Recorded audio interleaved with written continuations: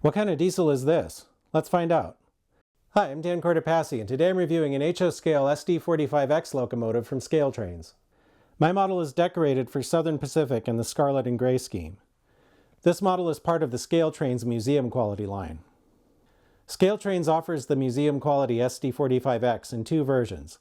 The factory direct price for the DCC ready version is $279.99. I got my DCC and sound equipped version for $379.99 direct from ScaleTrains. We'll start the model at 100 possible points. The locomotive comes in a very nice box with a magnetic lid. Opening the box reveals an owner's manual with DCC and other information. Soft foam surrounds a plastic cradle that holds the model. A museum quality pin is included in the box. Be sure to remove the truck protectors before trying to operate the model. The handrails on the long hood have foam protectors. This is a good box that should protect the model for storage and transport. EMD produced 7 SD45X locomotives in 1970 and 71. One was a demonstrator, 3 were ordered by Southern Pacific, and 3 more were demonstrators built to SP specs and eventually sold to SP. My unit, 9503, was from the latter group and was originally EMD 4201. It officially entered service on the SP in December 1972. The SD45X was never a catalogued EMD model. It was more of an engineering testbed and a precursor to the Dash 2 line. These were the first units with the new HTC truck that would become standard on 6-axle Dash 2 units, and they also had new solid-state electronics that would also carry over to the Dash 2 line. Visually, the SD45X resembles a standard SD45 with a longer frame and an extra radiator fan.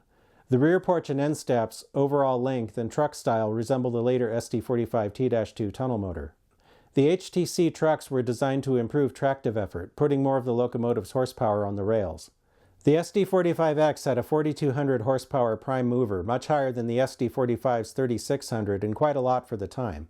Many of today's diesels make 4,400 horsepower, but back in the early 1970s, 4,200 was remarkable. Unfortunately, even with an additional radiator fan, the SD45X locomotive still had cooling problems in the snow sheds and tunnels over Donner Pass. A redesign of the radiator area led to the SD45T-2 tunnel motor, which was a much more successful design for the SP. SP SD45X 9505 was damaged by fire and scrapped in 1978. The other 5 SP units were retired and sold off in 1984. None were preserved, though 9501's frame was used as the basis for an unpowered Association of American Railroads track loading vehicle. I compared the model to photos I found of the real 9503 on the right side. I wasn't able to find any good photos of 9503's left side, so I had to use photos of other SP SD45X models. Overall, the model appears to be correct. I noticed a few minor things. The brake hose appears to go through a hole in the plow in the real units, not through a notch on the side of the coupler opening as on the model. I don't think this is significant enough to warrant a deduction, but some modelers might want to correct this detail.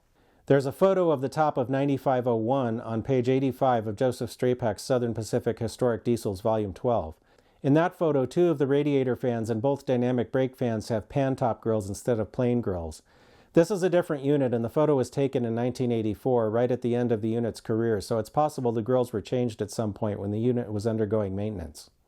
One of my photos of 9503 shows a horizontal bar across the lower part of the forwardmost radiator grill on the right side. It doesn't appear in photos of other units, so it's possible it was added later. The paint on the model is thin and opaque. The markings are crisp, and most of the tiny stencils on the shell are legible with magnification.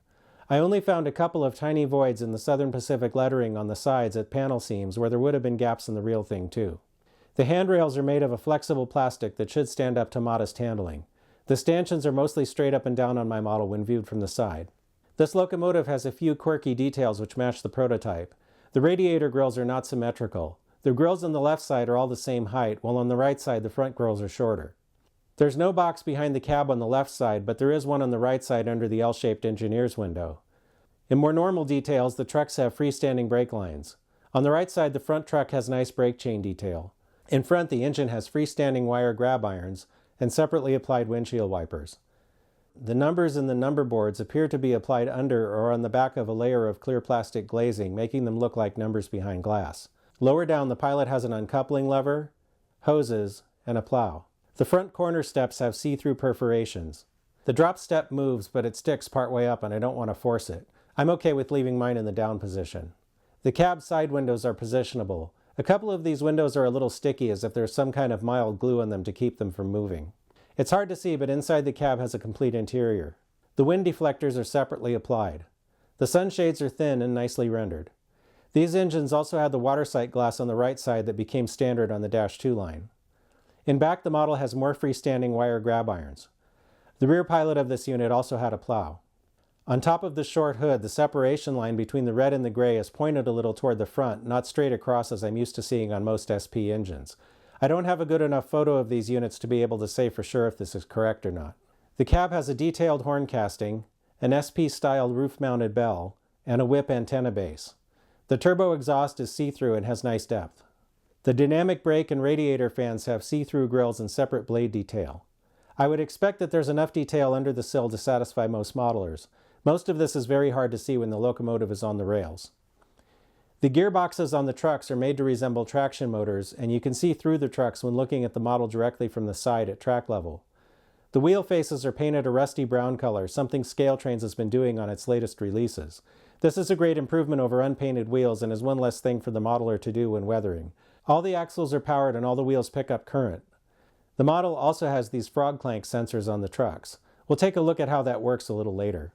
Before we move on, I thought it might be interesting to compare the model to a ScaleTrains rivet counter SD45. Obviously these are different models, but what I'm looking at is the overall detail level. To me they look very comparable. The detail in the SD45 is excellent, and the level of accuracy is on par with the SD45X. I did a review of the ScaleTrains SP SD45R units that's available here on the channel if you want to watch it. ScaleTrains says that the museum quality line is meant for legendary locomotives. The SD45X is only available in the museum quality line and commands a much higher price, but the level of detail is about the same as a rivet counter model. The model has ScaleTrains knuckle couplers on both ends. Looking for a match on the horizontal center line, the front coupler is low, so I'm taking 5 points. The rear coupler is also low. All the wheels are in gauge according to the NMRA standards gauge. There is no body wobble. The model weighs 23 ounces even. Drawbar pull peaked at 3.3 ounces on my force gauge, just a touch under the best results I got with my ScaleTrains SD45s. I'm running the locomotive on DCC. It has an ESU LoCSound Series 5 DCC and sound decoder. I haven't changed any of the decoder settings. The address is set to 3 by default. F8 toggles the sound on and off and also turns on the number boards, truck lights, instrument panel lights, and walkway lights. F0 turns on the headlight, which is directional. The forward headlight is on when the locomotive is set to move forward. The rear headlight comes on in reverse. F5 cycles the class lights. These can be white, green, red, or off. F6 turns on the oscillating light. One cool feature, and similar to something I do on my own models, is that the F14 key can be used to turn off the number boards, which are normally on when the sound is on.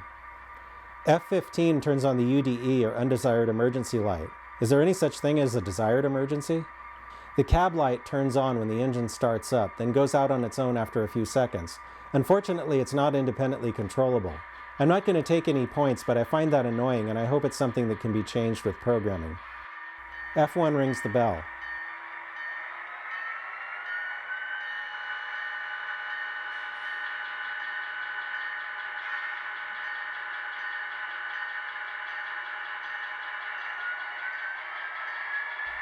F2 sounds the horn.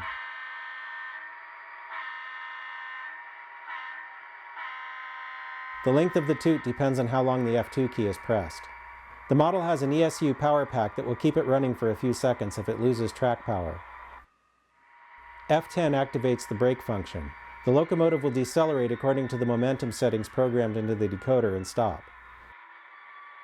Pressing F10 again releases the brake and the locomotive will start moving.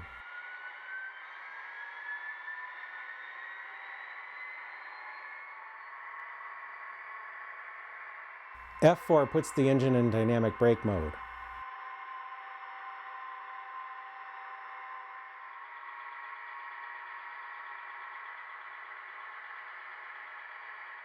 F9 activates the drive hold feature. This can be used to simulate the engine starting a heavy cut of cars,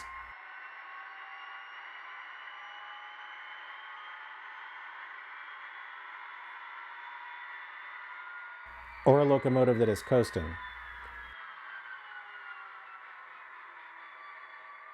The frog clank sensors trigger a noise when the locomotive encounters a switch or crossing.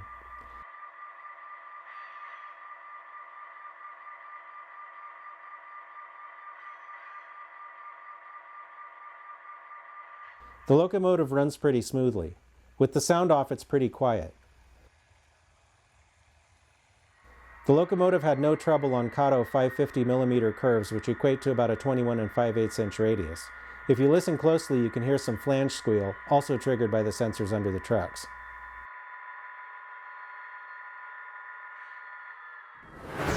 The dynamic brake section is removable on these units, so if you wanted to install or swap the decoder, you could do it without removing the shell. Be careful not to lift these units by the dynamic brake blister.